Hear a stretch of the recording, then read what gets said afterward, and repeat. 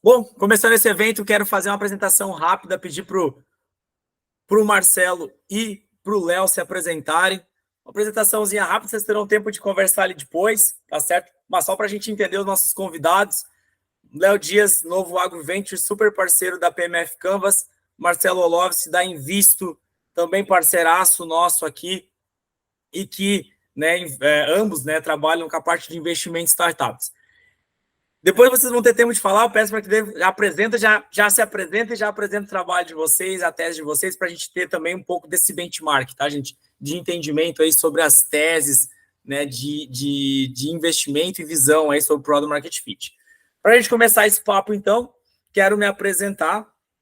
Eu me chamo Felipe Mandavalli e hoje estou aqui como criador do PMF Canvas, que é uma metodologia que veio para tangibilizar o que é Product Market Fit no mercado de inovação. Sou empreendedor serial. Eu sempre brinco que se você pegar minha carteira de trabalho, você não me contrata. Então, a vida inteira eu empreendi com muito gosto, mas também com muitos desafios, né? Como todo empreendedor.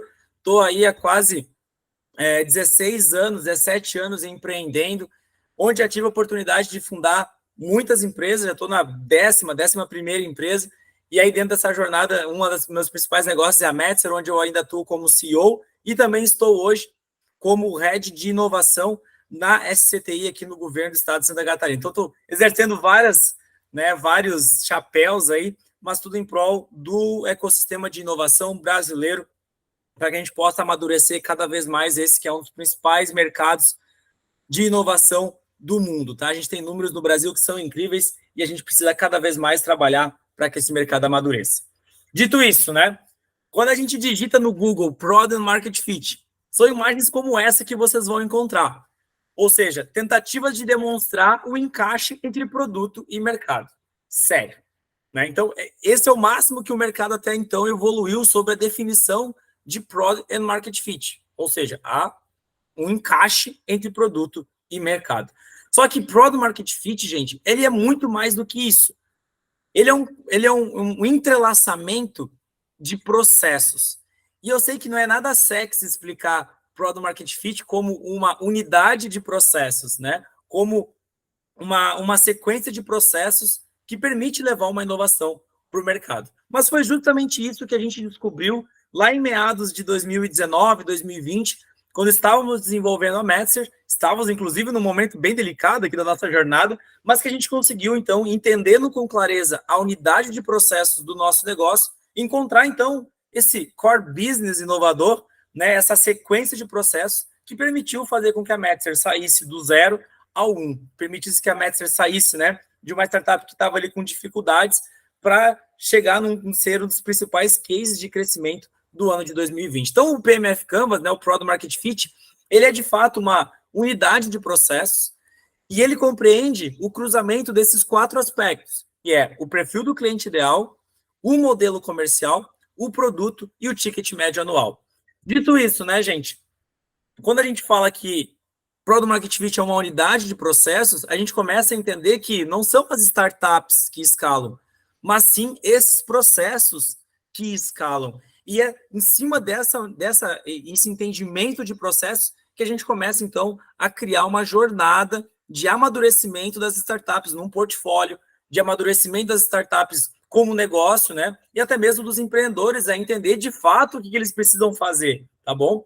E assim, longe de criar uma receita de bolo para a criação de startups, a PMF Canvas não tenta fazer isso. Ela tenta, na verdade, mostrar que esses 4 aspectos são aspectos básicos que qualquer negócio inovador vai ter que validar para que ele encontre o seu core business, para que ele encontre a sua unidade de processo.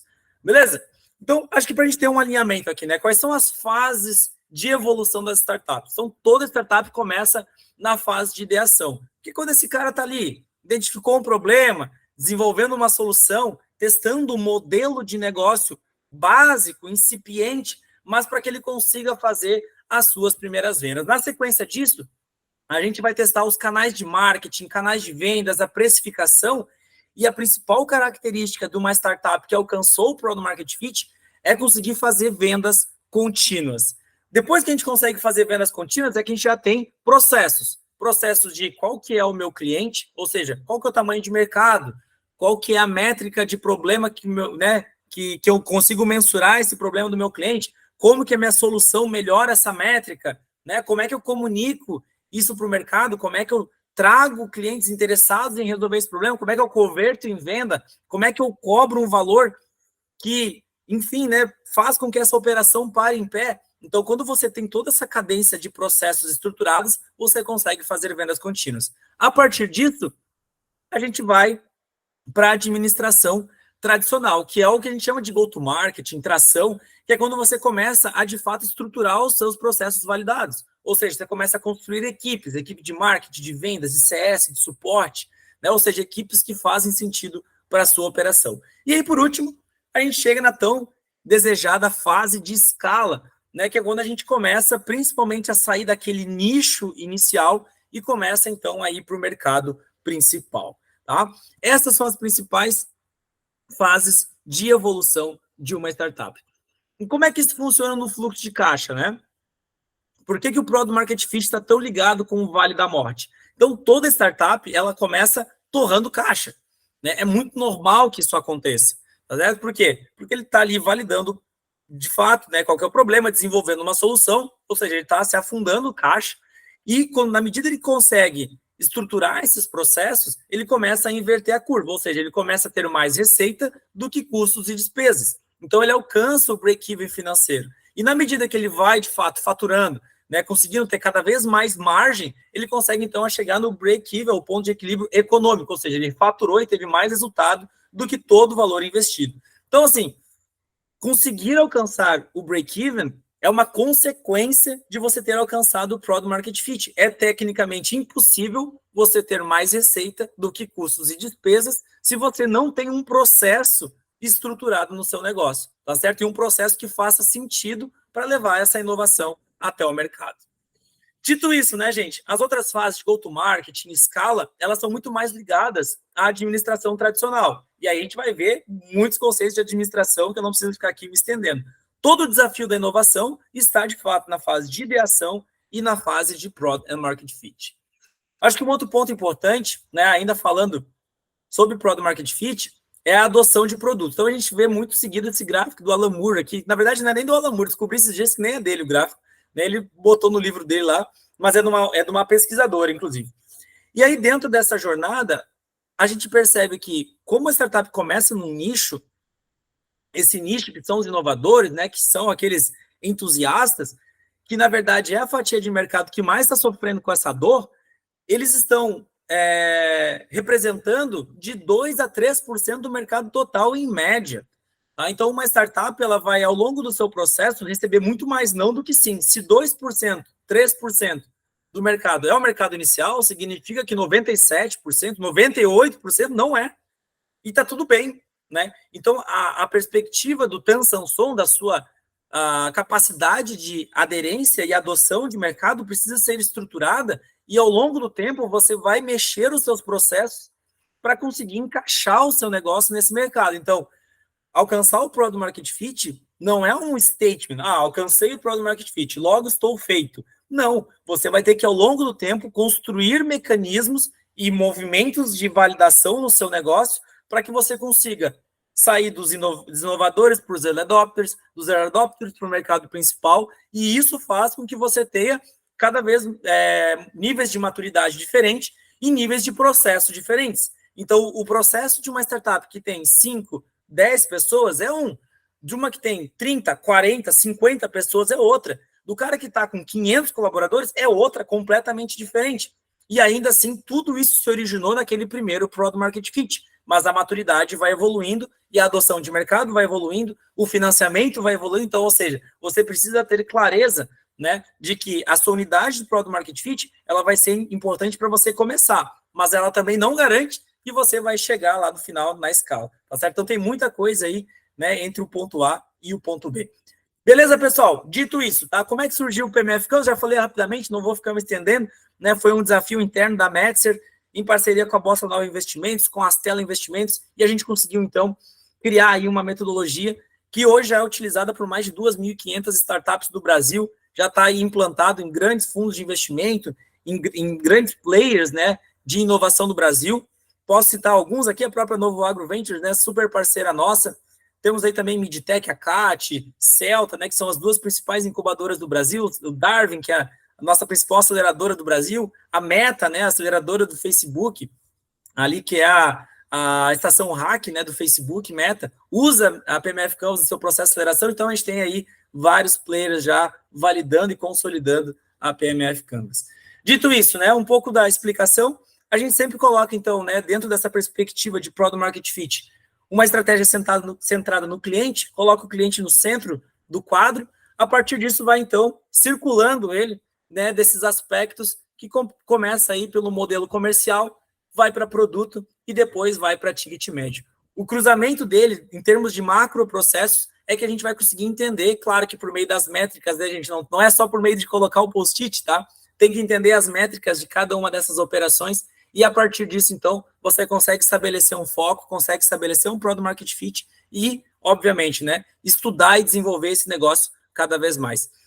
Na bibliografia de startups, estou falando aí, né, do que há de melhor, falar do Eric Rice, né, e de grandes autores aí da área de inovação, existe uma perspectiva de que uma startup, para alcançar o Product Market Fit, ela vai validar de 2.000 a 3.000 hipóteses. Ou seja, tem muito trabalho, tá? Lembrando que isso aqui, gente, são macroprocessos, macro-unidades, tá? Coisas que são importantes para o empreendedor validar. Se vai fazer sentido, se vai dar certo, aí a gente já não sabe. Mas o importante é que eles precisam ser estudados, precisam ser validados. Fechado? Então, para a gente concluir aqui, uma unidade de processos, né? Product Market Fit compreende você entender com clareza qual que é o seu perfil de cliente ideal, qual que é o seu modelo comercial, qual que é o seu produto e qual que é o seu ticket médio. Fechado, time? Não são as startups que escalam, são os processos. Falei o mais rápido que eu consegui aqui e quero chamar o Léo, então, para fazer a sua apresentação da sua tese aí na Novo Agro. Léo, com você. Ô, Filipão. Tudo bem, pessoal? Primeiro, gostaria muito de agradecer, viu, Felipe, a oportunidade. Agradecer a toda a equipe da PNF Canvas. Não vou citar nome aqui, não, tá uma galera. Eu acho que já tem, Henrique, já tem um ano, né, que nós estamos juntos aí nesse desafio, aprendendo muito com vocês. E tudo que você falou aí agora, Felipe, é realmente muito importante. Eu quero até abrir minha fala dizendo o seguinte: tem muito startupeiro que fala que é startup, mas não sabe nem o que é startup, né? Quando vai para os conceitos reais dela. Então, o banho de PMF Canvas ajuda muito aí no nosso processo dentro do nosso trabalho aqui na Novo Agro Ventures. Vou compartilhar aqui uma apresentação, tudo bem, Felipe? Fique à vontade, Léo, é contigo. Para também balizar aqui o nosso papo.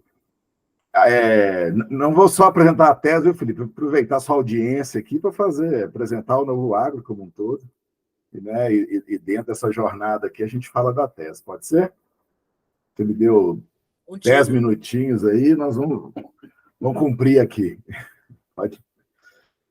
Queria dar um abraço também no Marcelo, meu companheiro aí de painel, estamos juntos. Obrigado por ter participado do nosso Demo Day, viu, Marcelo? Contribuiu muito lá com a gente. Então, hoje eu estou como CEO da Novo Agro Ventures. Né? A gente investe aí em startups do agro num modelo bastante inovador, disruptivo, eu vou falar sobre ele. Nosso slogan é esse, gente, conectar o agronegócio, né, que é a principal setor econômico do Brasil, né, com a tecnologia. O Brasil hoje tem uma oportunidade muito grande de alimentar o mundo e a gente sabe que a nossa capacidade produtiva ainda está muito aquém, como outros países, como Holanda, como Estados Unidos, como a própria China. A nossa capacidade de produção por hectare quadrado ainda é muito pequena, e só a tecnologia para fazer essa escala, e essa é a grande oportunidade aí que está na mão do Brasil. Né? Então, hoje, a Novo Agro já é um dos principais ecossistemas de startups do país. Estamos com 29 empresas no portfólio, e nós geramos resultado para toda a cadeia do agro, né? Principalmente dentro da porteira, para o produtor, e o nosso foco, o foco das nossas startups é a sustentabilidade. Não cabe na nossa tese aqui, na entrada das startups, empresas que não estejam focadas na questão do ESG. E eu sempre gosto de dizer, viu, gente, que não existe agro verde com agro no vermelho. Então, nas letrinhas ali do ESGs, a gente começa sempre com a questão econômica e trabalhamos também as questões ambientais, sociais, governança, né? Então, esse é o nosso modelo aqui. E nós estamos no modelo que é uma Open Venture Builder, que é um modelo recente, foi a FCJ que está escalando esse modelo no Brasil, né? Então, eu queria... Esse gráfico aqui é bem interessante, para vocês entenderem o que nós estamos fazendo. Aproveito até... O Léo da Wally Venture está aí também, que está junto com a gente nesse desafio, né, Léo? Você também tem uma Venture Builder. Hoje, né, aqui estão todos os modelos de relacionamento com startup.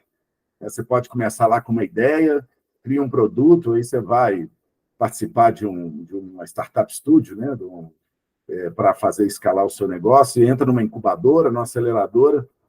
Eu já passei, né, sempre nesses movimentos de startup, e é interessante, gente, porque quando a startup sai de uma incubadora, de uma aceleradora, e ela quer acessar o venture capital, muitas vezes o empreendedor senta na frente de um fundo, né? E aí o fundo fala assim, na hora que você tiver mais cliente, na hora que você tiver mais faturamento, você volta aqui que eu tenho um cheque para você. Aí o empreendedor põe a mão na cabeça, fica doido, e muitas vezes desiste, né? Para com o negócio, que é o chamado Vale da Morte. Quando a FCJ me chamou para tocar Novo Agro, me apresentou esse modelo, que é uma Venture Build com inovação aberta, e eu acreditei muito, porque trazer as startups para a gente criar uma metodologia para fazer ela vencer o Vale da Morte, eu acho que é o que o Brasil precisa, e é isso que a gente faz aqui nesse modelo de Open Venture Builder.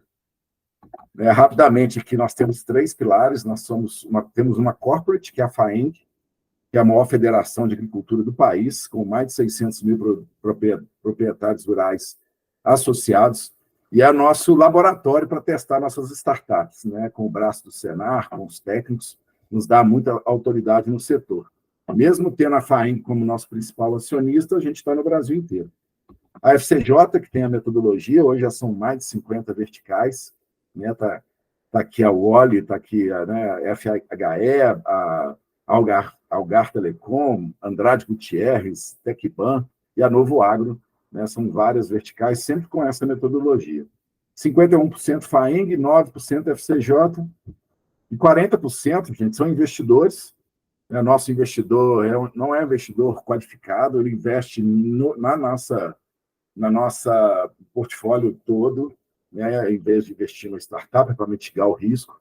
Normalmente, nossos investidores são ligados ao agronegócio, são pessoas que talvez nunca iriam imaginar investir em startup, são produtores rurais, estão ligados à FAENG, têm o agronegócio como atividade principal, e a partir do momento que eles investem no nosso portfólio, fica mais fácil da gente trazer eles para o jogo. E eles que estão no nosso dia a dia, no nosso ecossistema. Nosso modelo, nós somos uma SA de capital fechado, né? Nosso ativo é ser sócio de startup, nossa meta é ter sempre 30 no portfólio, estamos praticamente atingindo esse número, e a partir de agora nós vamos estar, né, trazendo startups com melhor performance, substituindo aquelas que não estão crescendo, faz parte de uma das nossas estratégias com o TNF Canvas, né? Muitas vezes o empreendedor que não está focado, que não está crescendo, dá mais trabalho do que aqueles que estão performando. Então, nosso portfólio aí, vamos ter 30 empresas. Nosso ativo é uma rede, um network, e para as startups, o que a gente entrega, né? Como eu disse, né, a gente vira um sócio estratégico, a gente trabalha para vencer esse Vale da Morte, principalmente nesse momento mais inicial, que a startup, né, o empreendedor precisa estar focado no negócio, e a gente trabalha a parte de canal de marketing, canal de vendas, parte jurídica, contábil, né, tudo aquilo que ele precisa no início, e à medida que a gente vai trazendo investimento, isso vai internalizando no próprio negócio. Aqui tem a nossa jornada, né, e ela é composta por 10 etapas. 5 primeiras etapas é o processo de entrada, e as 5 já é com a startup no portfólio. A gente começa mapeando as dores, a gente tem isso bem mapeado, as dores de cada cadeia, a gente tem acesso a essas informações. O que mais tem são dores e dados no agro. A partir desses desafios, a gente sempre faz uma conversa técnica com um especialista. A partir das dores, eu tenho uma pessoa na minha equipe que faz o hunting, nós já mapeamos mais de 2.000 empresas. Depois que a gente faz a conexão da startup com a dor, a gente leva para uma conversa técnica com os nossos investidores, que são especialistas do setor. A partir do momento que eles me dão um aval que faz sentido na solução, eu faço uma negociação no equity da empresa. A Novo Agro tem empresa aí que a gente tem 10% e tem empresa, de acordo com o valuation, que a gente tem 0,5%. Então, o máximo é 10%. E a gente leva elas para um evento, que é o Investor Day, e é onde as startups são apresentadas para os nossos investidores e eles que dão a nota para a entrada das empresas.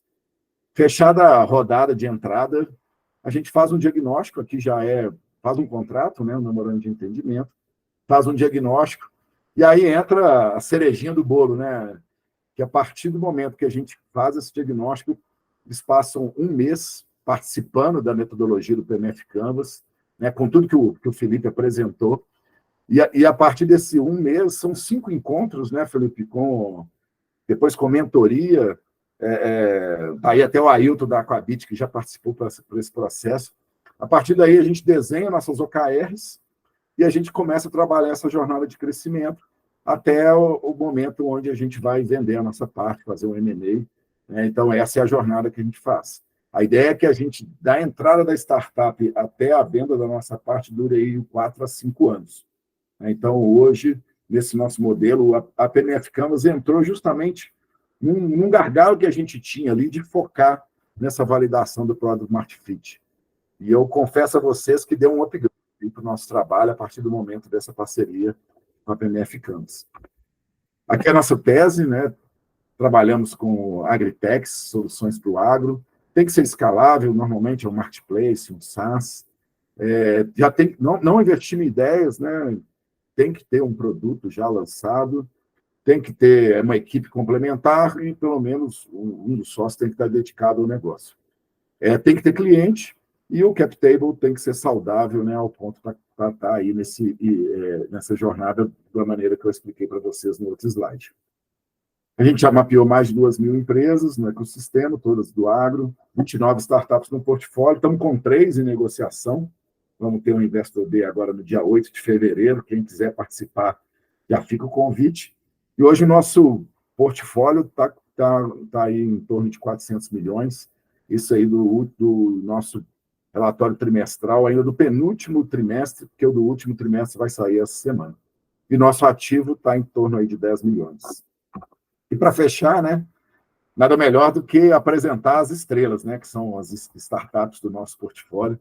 Está aqui, a gente acaba dividindo por cadeia produtiva, café, hortifruti, pecuária, tem aqui a piscicultura com a Aquabit, o Ailton está aí na sala, e algumas soluções transversais, a parte de inteligência artificial, blockchain, seguro agrícola. É um portfólio bem amplo, que a gente tem aqui, desde soluções na parte de gestão, parte de compra de insumo, a parte de venda, a parte de conectividade. Então, quem quiser saber mais sobre o Novo Agro, sobre as nossas startups, sobre o potencial de crescimento das nossas empresas, nós estamos à disposição. E é isso aí, gente. Esse aqui é o nosso slogan, investir no agro do bem, faz bem do produtor rural ao consumidor final. E estamos juntos aí, viu, Felipe? Obrigado pela oportunidade. Estou aberto para quem quiser saber mais sobre o nosso projeto aqui, que tem muito propósito. Boa. Valeu. Cara, Léo, fantástico. Pitch absurdo, E dizer que se alguém aqui ficou interessado em investir na Novo Agro, procura o Léo aí, vou deixar os contatos depois. Tá? Tem negócio bom na mesa. Léo, quero te fazer uma pergunta, Você pega hoje o cara que tem o MVP lançado, E está levando ele a Product Market Fit, alguns mesmo até passam disso, Então, como que você está vendo o teu processo de seleção, Você hoje como o Product Market Fit está no teu processo, certo? Mas a entrada da startup nem sempre precisa já estar no Product Market Fit. Como que você está olhando isso, essa distância, do cara que está entrando para ele alcançar o Product Market Fit, para ele poder sair depois lá na frente, no horizonte de 4 a 5 anos, você ter o seu retorno. Como é que você avalia a startup para ela entrar no teu portfólio diante desse cenário tão incerto, que é pegar o cara lá no MVP? Boa, Felipe. Nós temos um grande desafio, gente, Léo Leão está aí, que não me deixa mentir, Léo? No nosso modelo, a gente não... Nosso fazendo investimento econômico, não é financeiro. eu costumo dizer na linguagem do agro, né? A gente pega a startup ali quando é um bezerrinho, né? Na linguagem do agro, a gente vai trabalhar, ele cria, recria, engorda, e aí na hora que é um boi gordo ali, é a hora que a gente sai do negócio. E como a gente não entra com grana, tem startup que olha para a gente e fala, pô, eu não vou estar com vocês porque eu vou procurar um venture capital.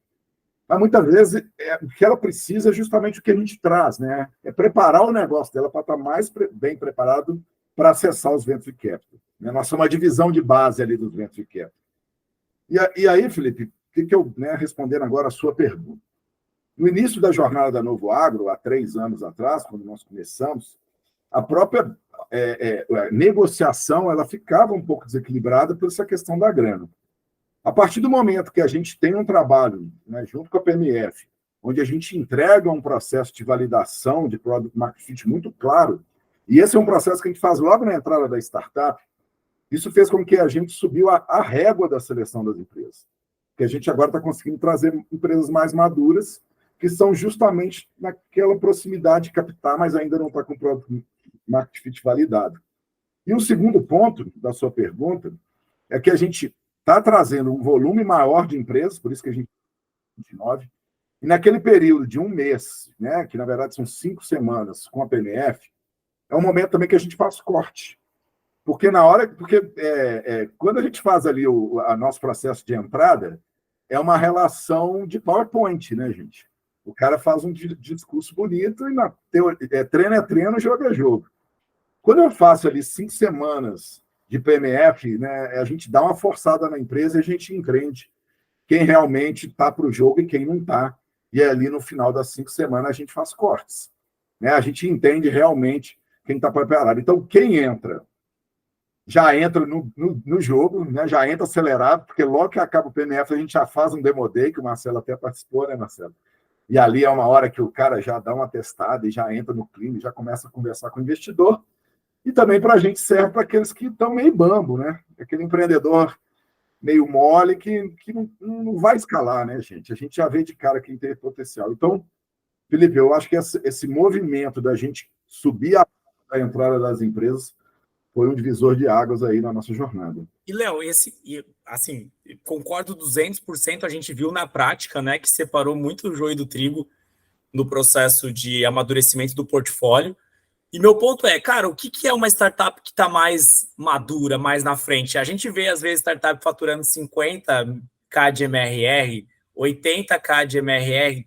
Eu vou falar assim, eu já vi startup faturando 200k de MRR, fazendo besteira pra caramba, né? E às vezes muito mais por dinâmica de mercado, o cara explodiu, e aí depois, quando, né, bateu, a gente fala aqui em Florianópolis, bateu o vento sul, né? E aí começou a desandar um pouco as coisas.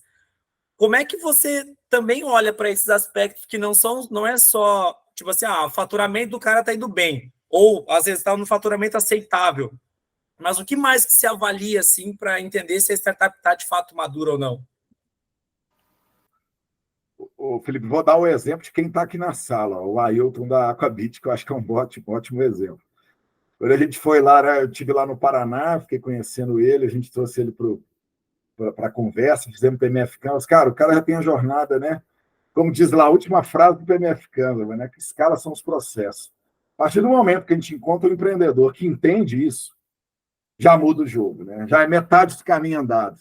Né? Então, a gente tem o Ailton hoje, que já tem o processo dele bem desenhado, a nossa jornada fica trabalhar isso de uma maneira mais efetiva. Então, às vezes tem startup, eu não vou citar nomes aqui não, mas tem startup nossa aqui que tem um faturamento muito alto. Mas o empreendedor tem hora que fala assim, cheguei à conclusão que eu não vou ser mais startup. Então é sinal que ele não quer escalar. E a partir de agora, meu negócio vai ser tradicional. Então, é um empreendedor que não quer fazer aquela jornada mesmo com faturamento alto. Então, não é demérito para o empreendedor que entende que o negócio dele é um negócio tradicional. Né? Se ele quer ser uma trader, que seja uma trader.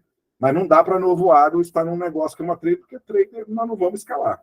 Né? Nós queremos aqui um marketplace que vai vender café de uma maneira escalável. Né? Então, eu acho que é por aí, viu, Felipe, que a gente foco no empreendedor, entende o perfil do empreendedor e ver aqueles empreendedores que estão pensando realmente com mentalidade startup. Eu acho que isso faz a diferença. Boa. Pessoal, eu fiz aqui 2 perguntas para o Léo, na verdade mais de 2, né? Mas só para a gente também ter um pouco de dinâmica, eu tinha as minhas dúvidas aqui, né, Léo? A gente conversa muito todo dia, mas não é sempre que eu posso botar o Léo na parede com um monte de gente junto para tirar as verdades dele, tá? Então, hoje era a oportunidade aqui de entender um pouco mais a cabeça do Léo. Bacana. E aí, no final, eu peço que a gente vai ter mais uns minutinhos ainda, vou deixar o Marcelo apresentar, tenho 2 perguntas para o Marcelo também, e aí, no final, vocês podem abrir aqui o microfone e fazer pergunta à vontade. Combinado? Léo, brigadão. Obrigado, Felipe. Obrigado, Bora. gente. É um prazer estar aqui. Marcelão, obrigado pela oportunidade. Show de Valeu. bola. Vamos lá. Marcelo, contigo, como é que está em vista aí, meu amigo? Como é que está essa tese? Maravilha. Obrigado, Felipe. Uma boa noite a todos. Prazer aí estar conversando com vocês e mais do que à disposição para estar tirando dúvidas e contribuindo com vocês. Obrigado, Léo, também pela oportunidade de ter conhecido um pouco mais do agro na semana passada. Está bem agitado esse mundo aí, não para de chegar startup aqui para a gente dentro dessa indústria aí, né? Bom, eu estou nesse mundo de venture capital aí há pelo menos 15 anos, né? E antes disso ainda convivendo diariamente com as startups, né? Que naquela época nem se chamava startup, né? Eram empresas de base tecnológica, né? Era assim que todo mundo chamava as empresas. Era, né? Só empresa mesmo, né, Marcelo? Isso aí. E o que nos orgulha, assim, né? Até vou passar depois os slides aqui, mas é de ter convivido com muitos empreendedores, né? Que no final das contas foi essa convivência com os empreendedores que nos ensinaram muita coisa, né? E que hoje também, de alguma forma, a gente consegue contribuir com eles, né? Com toda essa experiência de vários erros e acertos aí ao longo dessa jornada, né? E estar com as startups, para mim, é sempre um privilégio, porque com os empreendedores, obviamente, principalmente os empreendedores, porque ainda assim eu considero a minha principal fonte de conhecimento, né? Constantemente a gente adquire, né? Toda hora a gente está conversando com o empreendedor, tem uma ideia nova, uma tecnologia nova, que está no mercado, num nicho de mercado específico e não tem jeito, a gente aprende todo dia. Essa é também uma das grandes bênçãos desse nosso trabalho, né? E aí, falando um pouco sobre a Invisto, né, quer dizer, que apesar de eu estar há mais de 15 anos trabalhando com isso, a Invisto é uma marca nova, né? A gente reposicionou a empresa que a gente tinha anteriormente, né, que se chamava BZ Plan, tinha uma parceria com a mineira FIR Capital, e a gente acabou criando a Invisto, né? E eu já estou compartilhando os slides para vocês, para a gente falar um pouquinho, né? Eu vou falar rapidamente da tese, tá, Felipe? E como o tema também é Product Market Fit, eu já trouxe um pouquinho dos slides do processo, né, que a Invisto adota para a gente conversar, para entender também como que isso está dentro do nosso contexto, tá? Mas então, andando aí, quer dizer, como eu falei, somos empreendedores, né? Gostamos de estar com os empreendedores, e dentro desse nosso recente reposicionamento, a gente criou um novo propósito, que é criar soluções globais a partir de potenciais locais. Então, de fato, a gente está muito perto dos empreendedores, de preferência, a gente estava sempre olhando para a região sul, hoje a gente já está saindo, já tem 3 negócios em São Paulo, estamos analisando uma oportunidade em Minas Gerais também, chegou também hoje uma do Rio de Janeiro, quer dizer, não está dando para ficar só no sul, não, né? Acho que a gente está sendo demandado e isso é bastante bom para estar atuando em outros estados. Mas o meu sócio fala, né, que se tiver a 1 hora de distância da gente, tá bom, né? Então, tendo um voo decente, a gente tem condições de investir. E aí, quer dizer, para comprovar um pouquinho também desse potencial local com negócios globais, né? Quer dizer, aqui são algumas das empresas que eu e os meus sócios acabamos investindo nas nossas histórias, e como vocês podem ver, negócios literalmente globais acabaram comprando as nossas empresas, as nossas startups, né? E mais recentemente aí esses 3 últimos aí foram negócios diria assim, recentes mesmo, né? Foram nos últimos 24 meses a gente saiu de 4 negócios, né? Então também que demonstram bastante a nossa capacidade de realizar os desinvestimentos. Tá? Tem uma última aí que eu não posso, ainda a gente está sob sigilo, a gente não pode, infelizmente, não pode divulgar, mas eu gostaria bastante, até porque o comprador é muito relevante também. Né? Mas os logos dizem por si só, eu não vou aqui entrar em detalhes. Né? E falando um pouquinho da nossa tese de investimento, né? Quer dizer, não quero ser clichê aqui, mas o que gruda a nossa tese, né, o que gruda todas as nossas empresas do nosso portfólio é a tecnologia e o modelo de negócio. Né? Então, a gente tem que privilegiar negócios de software e que tenham modelos B2B. Né? No mais, a gente tem uma preferência pelo sul, sudeste, muito mais pela questão da proximidade. Para nós, é dois empreendedores dedicados exclusivamente aos seus negócios, né? Pelo menos 2. Né? O momento, né, tem nos demandado aí que a gente procure negócios um pouquinho mais maduros, né? Então, talvez esse seja um slide momentâneo, né? Mas não uma regra, né? Dentro do nosso portfólio, a gente tinha 2 empresas que faturavam 0, né? Então a gente também se permitiu ir um pouco aquém do nosso ciclo normal, né? Mas para a gestão do nosso portfólio, a gente está olhando negócios hoje um pouquinho mais maduros, justamente para contrabalançar, né, o peso das empresas que na época não tinham faturamento ainda. Né? E se tiver potencial para exportar, é ótimo também, porque a gente sabe que aí a gente começa a ter condições de valorizar os nossos ativos em dólar e euro, e aí não só mais em real. Então, essa depois podemos explorar um pouquinho mais, mas o resumo é esse. Tá? E aí, só para complementar, é importante também, nós temos negócio de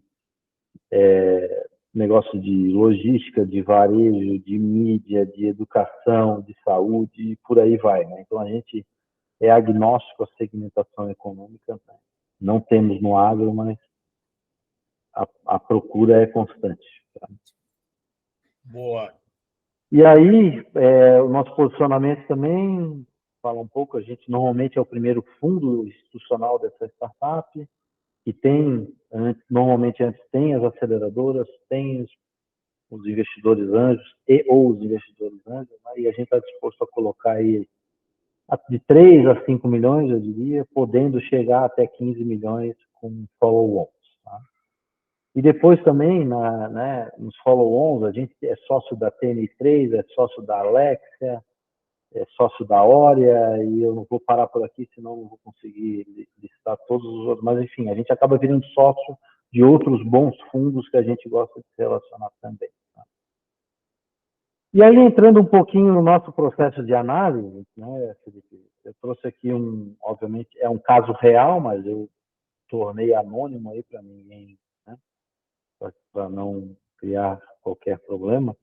Mas a gente tem, por princípio, aí, olhar para 5 vértices, né, vamos dizer, né? E aí, dependendo do estágio de maturidade, nós vamos aprofundar mais ou menos alguns dos critérios. Eu não sei se vocês estão vendo aí, mas a gente tem a tese de aderência à nossa tese, time, mercado e competição, produto, tração e finanças. Né? E aqui isso tudo gera um score, a gente também tenta, na medida do possível, estar sempre comparando o nosso portfólio com o que chega, né, com as startups que chegam. Né? Ainda hoje eu estava comentando com os nossos colegas aqui que raramente a gente pega uma empresa A, né? Sempre a gente sabe que tá diante de oportunidades, e essas oportunidades raramente são perfeitas, né? Ou quase nunca são perfeitas. Então, cabe a nós também escolher bons empreendedores que tenham capacidade de, com o nosso dinheiro e com a nossa ajuda, levar essas empresas para um nível de excelência A. Né?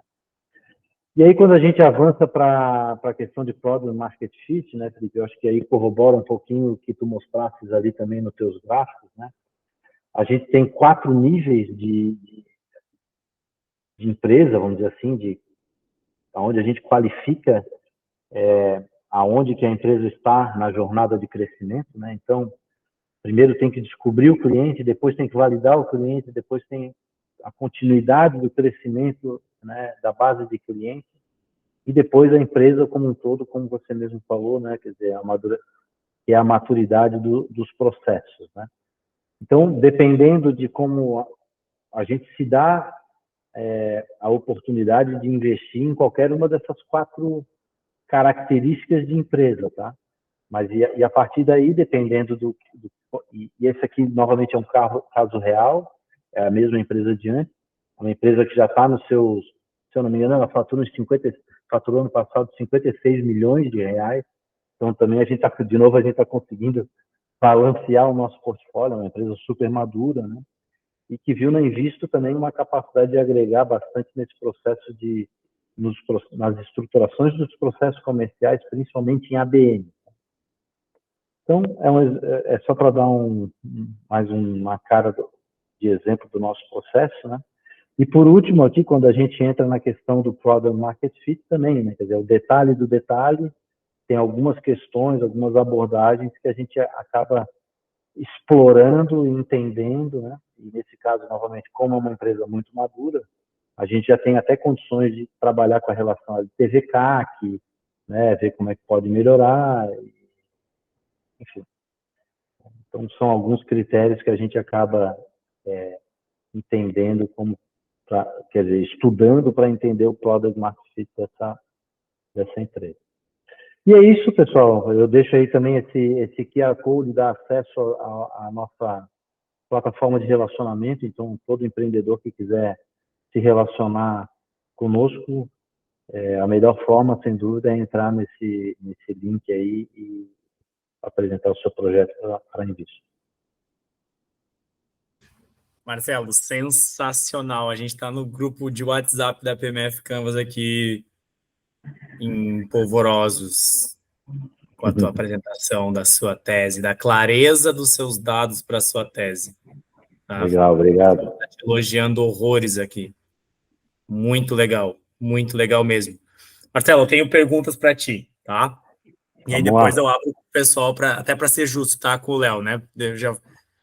Para não ser injusto com o Léo aqui, né? Brincadeira à parte, tá? Eu quero entender o seguinte, Marcelo, tua tese, ela é só SaaS? Porque trouxe software ali, né? Ela é basicamente SaaS ou também abre para plataformas, para e-commerce, para hardware? Como é que você entende isso?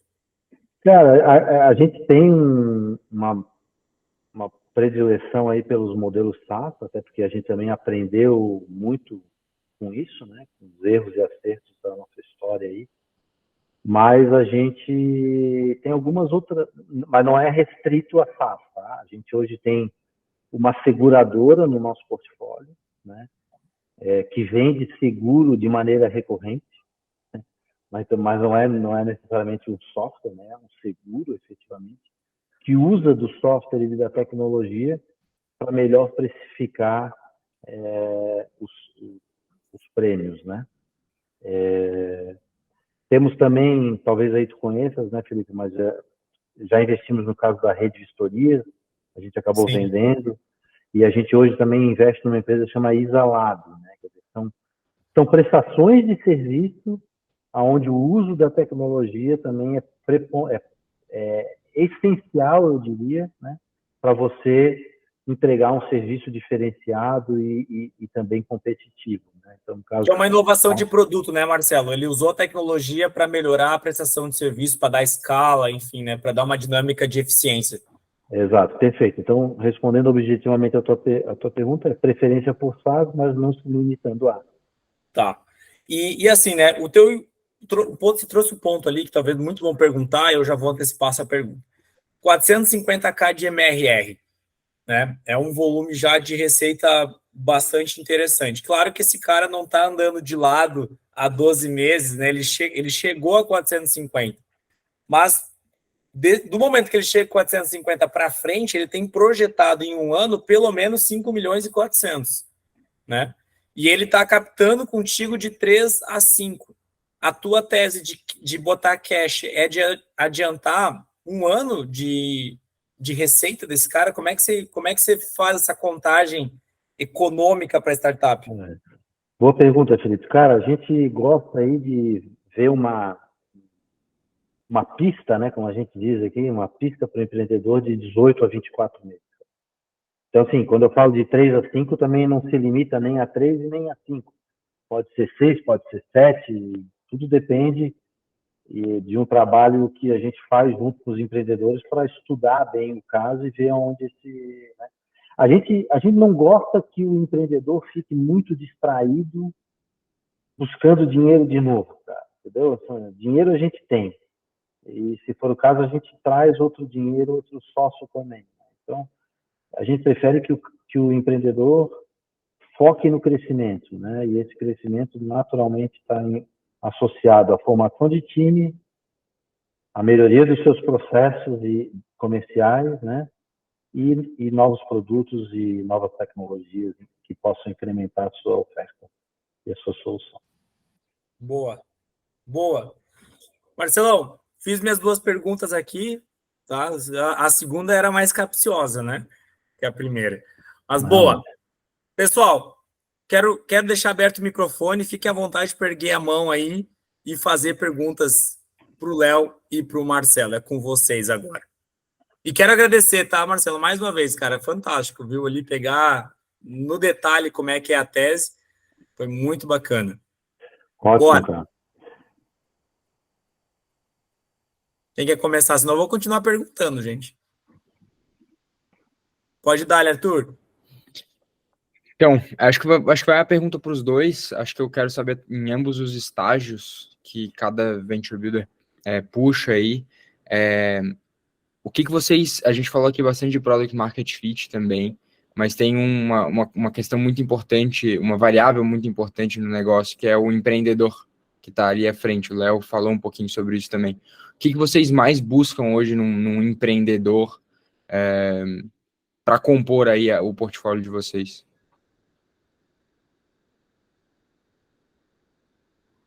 Puxei, Léo. Quer responder primeiro? Vai lá, Marcelo, já abriu o microfone e dá-lhe. Então tá bom. Cara, Arthur, eu nem diria que é uma das, né? Para mim é a mais importante. É o critério mais importante e, ao mesmo tempo, eu diria que talvez seja o mais difícil, até pela subjetividade, né? Que é interpretar a personalidade, o comportamento de indivíduos que tu conheceu há pouco tempo e que tá doido para pegar dinheiro e que é tudo rápido, e a gente também quer ir rápido para não perder o negócio, e, né, inevitavelmente você vai lidar com surpresas ao longo do tempo, né? Nós não vamos... Eu diria que os cabelos brancos ajudam muito para identificar as pessoas, né? Então tem cara que entra aqui e a gente já entende ele na chegada, né? E a gente faz due diligence, assim, comportamental, dependendo do caso, né? A gente contrata psicólogos para nos ajudar a entender essas cabeças também, né? A gente tenta identificar uma complementariedade não só técnica, mas também comportamental, né? É bom ter aquele cara louco que a gente tem que segurar um pouco, mas também é bom ter aquele cara que tem o freio de mão da empresa sob sua responsabilidade, né? E que os dois, de preferência, tenham pesos de palavras iguais, assim, né? A gente já tivemos outras, a gente pode explorar as experiências, né? E no final das contas, assim, eu particularmente, eu gosto muito de lidar com empreendedores que eu também possa sentar numa mesa de bar e tomar um chopp, assim, né, cara?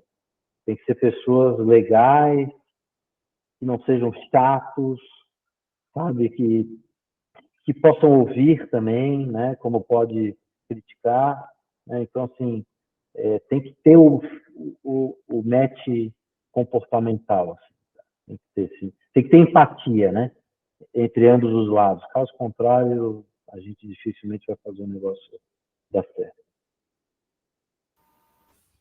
Bom demais. Léo, vai pegando carona aí na fala do Marcelo, que foi bem completa, mas, Arthur, o investimento, entrar na startup é um casamento, né? Então, a gente vai casar com o empreendedor. Então, tudo que o E com Marcelo data falou marcada para terminar, né, Léo? e sem sexo, né? Que é pior, né? E com data marcada para terminar, isso aí. Então, bicho, 90% do sucesso é a relação com o empreendedor. E aí eu assino embaixo, né, Marcelo? É bom fazer negócio, né? Aí você tem que ter a parte da confiança, da sintonia, né? Da visão de negócio. A pessoa tem que pensar grande. E quando se fala de startup, ainda que é um modelo mais recente no Brasil, o brasileiro não tem cultura de empreendedorismo, a gente não aprende isso na escola, ainda é mais desafiante. Então, focar no empreendedor, no perfil dele, é chave, porque tem coisa que se ensina. Mas personalidade, confiança, idoneidade, essas coisas não se ensinam, é caráter, é o primeiro passo. Né? E depois o resto a gente vai segura na mão de Deus e vai, né? Boa. Boa, Léo. É o casamento que só tem a parte de difícil, né? É isso aí. Boa. Léo, contigo. Bom, só como forma de pitaco mesmo aí na pergunta do Arthur, né, complementando um pouquinho que esses dois mestres aí falaram um pouco para a gente, né, e tirando aqui, ó, né, dando algumas tiradas, né, o empreendedor tem que ser um cara doido, né, que gosta de arriscar riscos calculados, né, e a gente brinca aqui brinca sério, né, que antes ter que segurar o cara do que ter que empurrar. Aquele empreendedor que você tem que empurrar, amigo, não dá. Então, eu prefiro ter que segurar. Eu tenho bem uns 2 ou 3 aqui, né? E, por incrível que pareça, né, dando um depoimento aí, eu tenho um empreendedor, um founder de startup no meu time de startups, que ele é autista.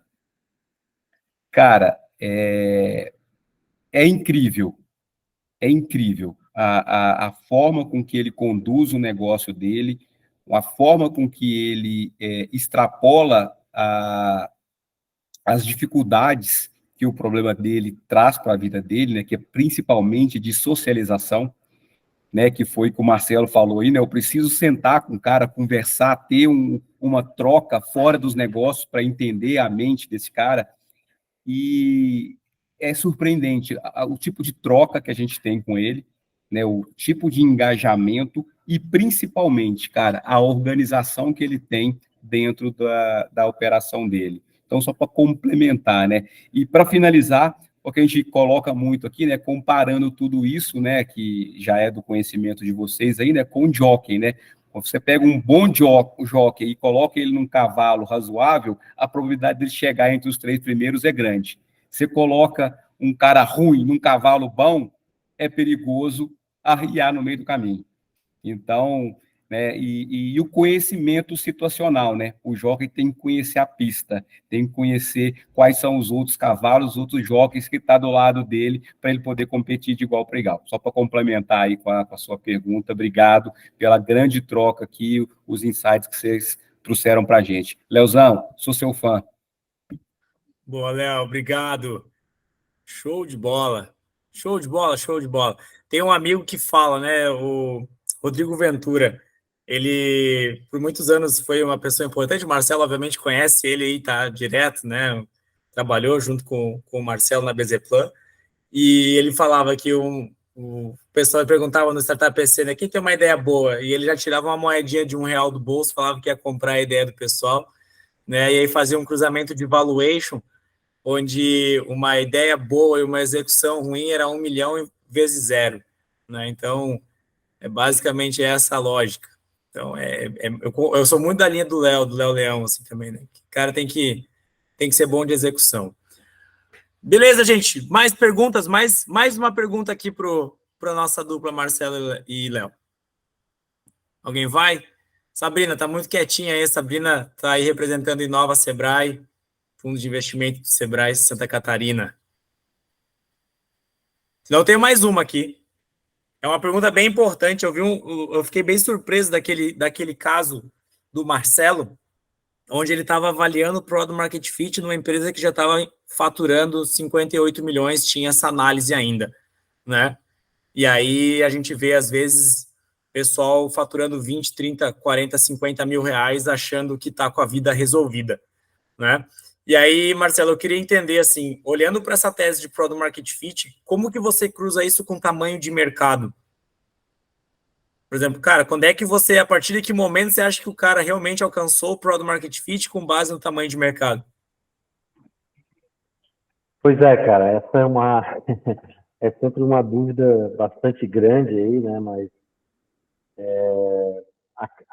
o mercado, ele também tem, eu diria que, assim como o time é o primeiro critério a ser avaliado e o peso maior dentro do nosso processo, o mercado é o segundo, né, cara? Então, também a gente esgota bastante para entender qual é o tamanho do mercado, porque, teoricamente, um produto que tem market fit num mercado gigantesco e com o dinheiro no bolso, né? Teoricamente, mais uma vez, tem condições de escalar e crescer, né, de forma exponencial, que é aquilo que o empreendedor, que o investidor quer desde o momento zero.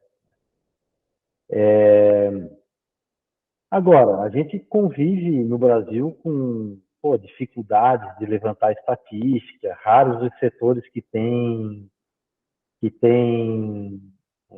dados confiáveis, né, cara? Então, assim, a gente acaba, né, Felipe, olhando muito para a base de clientes, entendendo quais são os perfis de clientes incidentes, assim, ou mais frequentes, né? E tenta extrapolar uma regra, uma tática, né, de crescimento muito baseado em cima assim, claro que aí também eu estou generalizando, né, mas quando a gente consegue listar empresas, né, grandes corporações como cliente, a gente ataca, a gente vai, né, e tenta fazer o market share em função de nomes mesmo, né, grandes nomes, grandes contas. Né? Por outro lado, às vezes você pega negócios mais commodities, com clientes muito pequenos, né, a gente tem hoje uma empresa que o cliente é contador, cara, e contador né, a gente sabe qual é o tamanho do número de mercado de contador. 93 mil escritórios de contabilidade no Brasil. Exatamente, tem que... E aí é processo, como tu mesmo falou, né, cara? Assim, aí é processo mesmo, né? E é difícil. A gente sempre acha que está perto de ficar bom, mas quando a gente vê, sempre tem um probleminha a mais. Então, não é fácil botar esse processo inteiro, né, em ordem, não. E não tem receita de bolo, né? É muito difícil, né, cara? E às vezes assim, né, Marcelo, a gente vê uma startup que talvez não tenha um mercado tão atrativo, mas está tão bem desenrolada, né, e tão bem estruturada e encaixou tão perfeito o processo inicial de Product Market Fit dela, que às vezes vale mais a pena do que o cara que está debruçado num mercado gigante de bilhões de dólares, por exemplo. Eu já vi vários casos de tomada de decisão de investimento que foram ilógicos, né, dentro da perspectiva de tamanho de mercado, pelo fato do cara ter alcançado rapidamente o Product Market Fit. Sim. O contrário também acontece, né? Aí acho que aí vai muito também do perfil do investidor, né, cara? Tem cara que não vai tolerar mercado pequeno, né? Tem outros, acho que como a gente... E o que seria um mercado pequeno na tua visão? Cara, assim, dá para comparar, né? Quer dizer, não vamos dizer que é pequeno, mas o mercado de seguros, como eu estava dizendo aqui, ele é um mercado que se restringe ao mercado brasileiro, porque tem toda uma dinâmica de regulação, né? Quer dizer, o Brasil está longe de ser pequeno, né? Mas, por outro lado, a gente tem uma outra empresa que vendeu para a Heineken, né? E a Heineken está levando ela para a Holanda. Então, aí os horizontes são totalmente diferentes, né? Então, de modo geral, o mercado pequeno é um mercado que se restringe basicamente ao Brasil. Se eu pudesse resumir na tua Não, frase. eu não, acho que é muito restritivo, assim, só, né? Mas deixa eu pensar aqui, por exemplo, logística, né? Logística é um absurdo, né, no Brasil, né? Mercado que a gente já se deu bem 2 vezes, né? É um mercado Sim. gigantesco e cheio de problemas, né? Então, assim, uma combinação ótima para arranjar bons empreendedores que investam nesse caso, né? E por outro lado, assim, às vezes a gente tem uma empresa hoje que que entrega a solução para a indústria, que é um mercado grande também, porém menor que o de logística, que também está cheio de problemas, mas o cara não aceita os seus problemas, né? Quer dizer, ele tem restrição para adotar soluções inovadoras, e aí fica mais complicado também, né? Enfim, mas de novo, aí não tem regra, não tem receita de bolo, eu acho, nessas horas. Caso a caso, sempre. Boa. Eu quero fazer a mesma pergunta para o Léo, né? O Léo, novo agronegócio, né? Agronegócio é a maior fatia do PIB brasileiro. Tem startup com mercado pequeno no teu portfólio, Léo? Como é que tu avalia isso dentro da perspectiva do agronegócio brasileiro? O Felipe, uma vez eu conversando com um investidor, ele falou, Léo, o meu desafio do agro é justamente tamanho de mercado, né? Porque você avalia o número de produtores e acaba que o Brasil tem coisas muito particulares. Então, eu estou com o Marcelo aí, como é que transforma isso em global, né? Muitas das soluções do agro. Então, o nosso modelo hoje tem algumas startups que estão trabalhando em mercados que não são muito grandes, mas, ao mesmo tempo, a gente tem a oportunidade de pivotar, né? Então, eu acho que é nesse sentido que a gente vai quando a gente encontra algo que não está encaixando no potencial de crescimento. Então, valida no mercado menor, mas a gente já tem que ficar de olho em como que a gente vai escalar esse modelo de negócio. E o agro permite muito isso. O agro tem várias particularidades, que é a questão da sazonalidade. A gente trabalha isso muito, né? Às vezes você vai trabalhar uma cadeia, aí você vira o empreendedor e fala, mas você não está faturando? Ele falou, não, porque não tem ninguém trabalhando nessa época, né? Porque não é a época da safra. E aí a gente vai tendo que trabalhar essa questão de mercado o tempo inteiro. Então, porque o conhecimento, muitas vezes, do empreendedor, do nosso portfólio, ele está focado em algumas cadeias. Eles nascem dentro da cadeia. E o desafio é justamente como é que a gente leva esse know-how e esse conhecimento que ele tem para aquela cadeia para atingir outros mercados, justamente para sair dessa questão da falta de mercado, né? Da sazonalidade ou do número de clientes. Então, é bem desafiante e o agro é muito mais recente, né, que alguns setores nesse mundo das startups. Né? É muito na base da modelagem daí, né, Léo? É muito mais da modelagem do que o problema do mercado ser pequeno, no caso, né? Não, e veja como é relativo, né? Eu estava vendo aqui umas empresas do agro, né? E a gente viu semana passada na banca de vocês. Tem cara que está nichado e olha só para a cultura do café. Outros que estão olhando soja, milho, sei lá, e mais tantas outras culturas. Não dá para comparar tamanho de mercado nessas horas, porque, né, soja, milho, tudo junto é muito maior que o do café. Mas às vezes é melhor tu investir num negócio que está nichado, que o cara faz uma coisa bem feita, do que tá atirando para tudo quanto é lado e não conseguindo achar até o próprio market fit da solução dele. Exato. E essa é a nossa tese, né, Léo? Esse é o nosso desafio, né? Marcelo, você colocou muito bem, porque ao mesmo tempo que tamanho de mercado é chave, o foco também, né? Então, às vezes tem empreendedor aqui que a gente está tendo que amarrar ele para ele não perder o foco, porque ele acha que tem que pular de cadeia antes da hora, né? Então, aquela questão de que vem primeiro, né? E esse é um dos desafios que a gente enfrenta aí, né? A gente sempre orienta o empreendedor a, cara, você pode ter uma visão, é importante você ter a visão. Eu estou no café, mas eu também podia estar na soja, no milho, né? Eu podia estar no algodão. Pô, legal, fantástico, maravilha. Mas como que você se torna primeiro um peixe grande dentro desse aquário?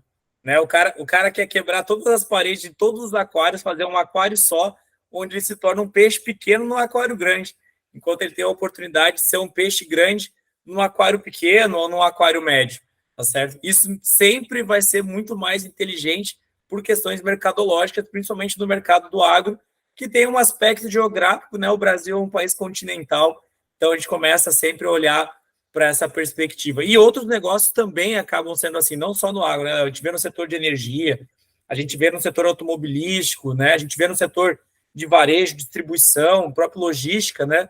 Tem muito esse aspecto geolocalizado, o Brasil é um país muito grande. Então a gente entende, né, dessas dinâmicas e sempre orienta. Encontre o seu perfil de cliente ideal, começa por um nicho, não significa que você vai ficar o resto da vida nesse nicho, mas que você, a partir dele, consiga ter força, ter aí substância, né, para avançar para o restante do mercado. Meninos, quero agradecer. Não sei se Léo quer fazer um complemento dessa fala aí. Eu queria fazer uma pergunta para o Marcelo. Você vai me dar essa oportunidade? Dale. O Marcelo, assim, você colocou aí que, né, que o fundo é agnóstico, que ainda não teve nenhuma startup no agro. A gente vê muitos fundos, quando estão conversando com as startups do agro, falam da questão da particularidade da linguagem, né? Que esse é um desafio, que o cara falou, adorei o empreendedor, mas não entendi nada do que ele falou, né? Porque é uma linguagem muito própria. Na sua visão, quais são os maiores desafios aí para você estar investindo nas agritechs, no seu olhar aí? Ô, Léo, acho que assim,